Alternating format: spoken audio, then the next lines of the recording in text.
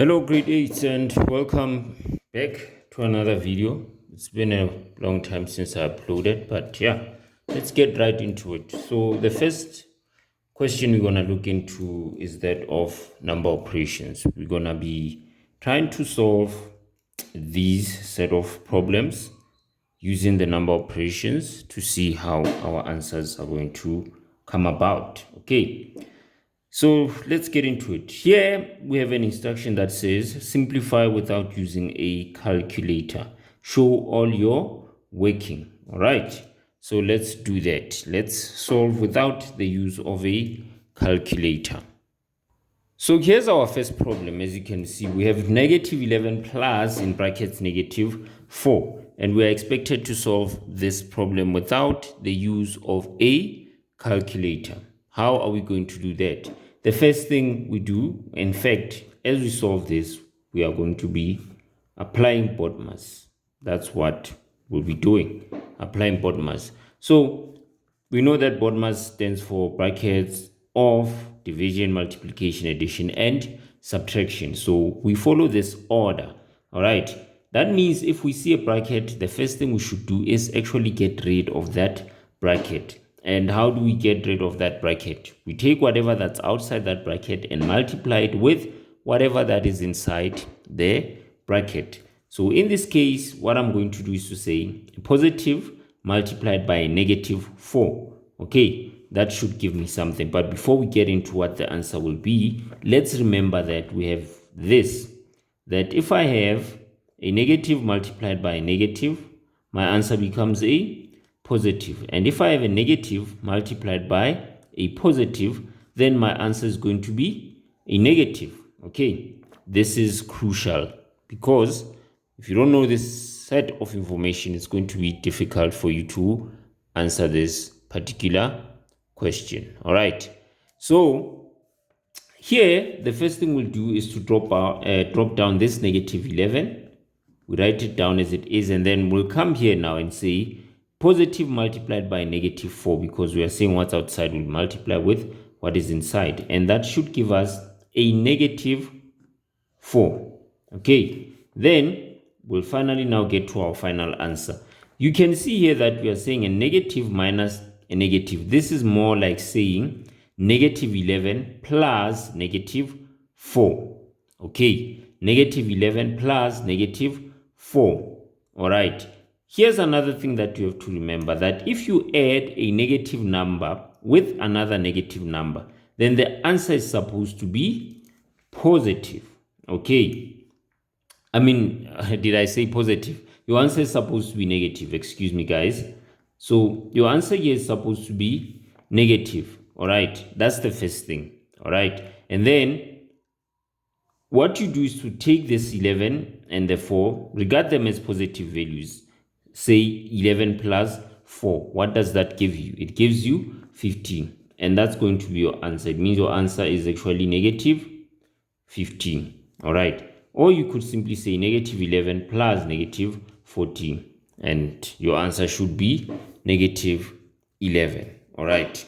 That's how you are going to answer this question. All right. Let's look at the second one. This one, 4.2. Okay. The way in which we are supposed to solve 4.2 is as follows. We are trying to solve this without the use of a calculator, right?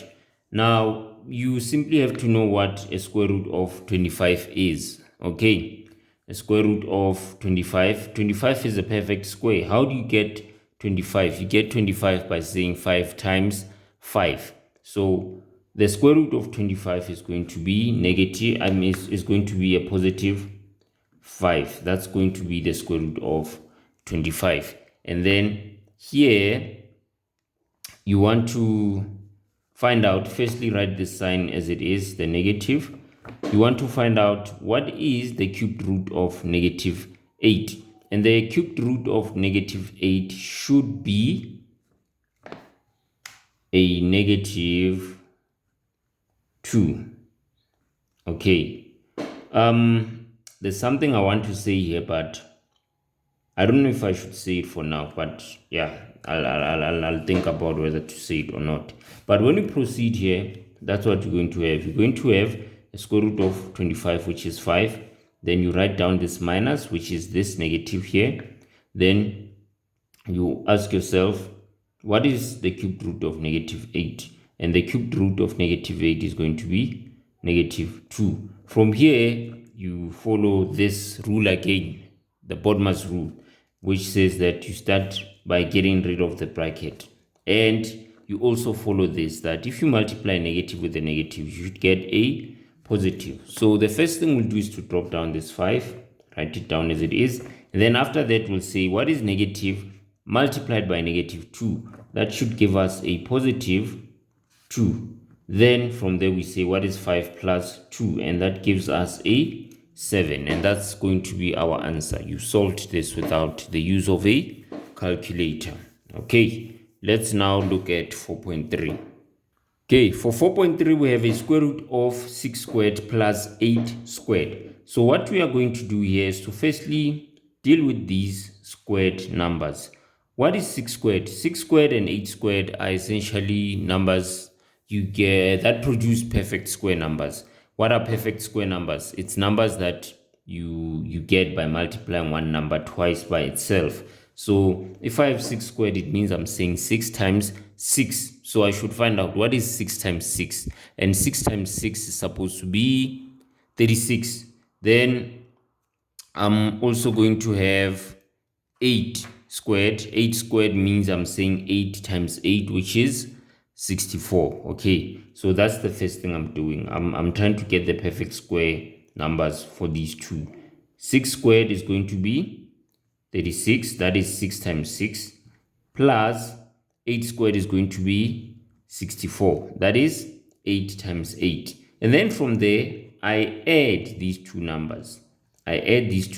So I say, what is 36 plus 64?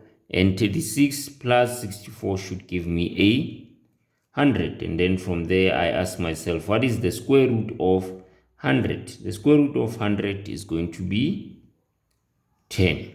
And that's how you work out this problem without the use of a calculator. Okay, but I want to say this. Okay, again, I want to say something which I shouldn't be saying. Let me not say it, guys. Let me not for now. All right, let's solve the last one, 4.4. Okay, so for 4.4, we have in brackets negative 1 to the power of 1000 plus negative 1 in brackets. The way you are supposed to solve this, guys, is actually straightforward. What you do is to look at this number. Ask yourself, is it an odd or even number? Okay, if it's an odd number, okay, if it's an odd number, that means that the outcome of this whole thing here, this exponent, will be what is inside the bracket. Okay, but if it's an even number, it means the outcome of this whole thing, this whole exponent, will be a positive value of this. Okay, let me show you what I'm talking about by doing a side note. So if I have negative 1 to the power of 2, this is an even number, right? So my answer here is going to be a positive 1, right? Do you see that the outcome is what is inside the bracket, but is a positive because this is an even number. But if this number here happens to be an odd number, like say maybe negative 1 to the power of 3, then the answer is going to be what is inside the bracket, and that is what? Negative 1. All right, I can go on and go on. I can have a situation whereby I have negative 1 in brackets to the power of 5. The answer is going to be negative 1. But if I have negative 1 to the power of 4, my answer is going to be positive 1. I hope you get what I'm trying to explain. So here I have an odd number, so my answer becomes what is inside the bracket, but with an opposite sign of what is inside the bracket. So I have negative 1 here. The number outside is even, so my answer is a positive 1. If I have an odd number, then the answer will be exactly what is inside the bracket, which is negative 1.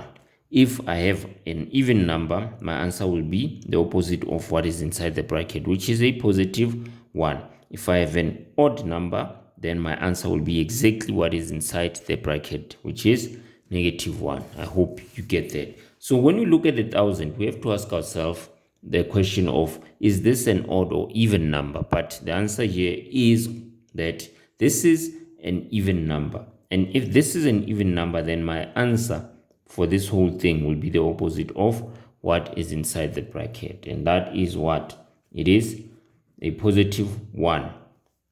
And then I'll say plus in brackets negative 1. Again, I'm following this operation that if I multiply, first of all, I'm following BODMAS that I should start by getting rid of the bracket. And then the second thing is that if I multiply a negative with a positive, then my answer becomes a negative. So here, I'm going to write down this one as it is and then get rid of this bracket. What is positive times negative? 1. My answer is going to be negative 1. And then what is 1 minus 1? 1 minus 1 should give me 0. And that's your answer for 4.4. That concludes this session regarding the way in which you are supposed to use number operations. I'll see you on the next video.